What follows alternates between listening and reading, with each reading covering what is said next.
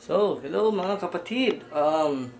Ito yung review natin sa bagong investment natin. First review na-unbox ko na kanina, which is the BOYA by MM1 microphone. Ang init ito. Anyway, so right now we are using the built-in microphone.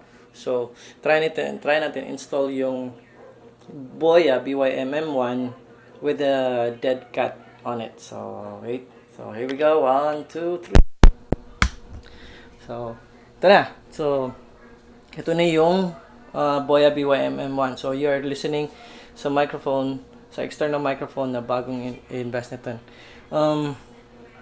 I highly recommend this microphone compared sa video Rode Video Micro.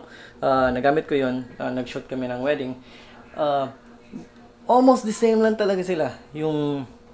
Kasi they are both passive microphone. They are not active, not battery powered. So I highly suggest this because it's cheaper and they're almost the same. Tapos mas makaka-capture ng mic na to yung mga lower frequency na sound, which is yung mga bass sound.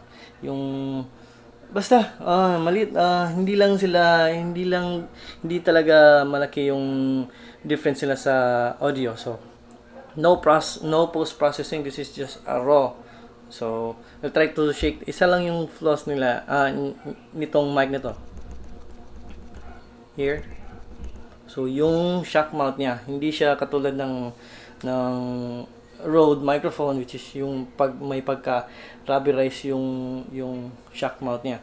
So ito 'yan. Thank you for watching. So please like and subscribe because meron pa tayong mga video tutorials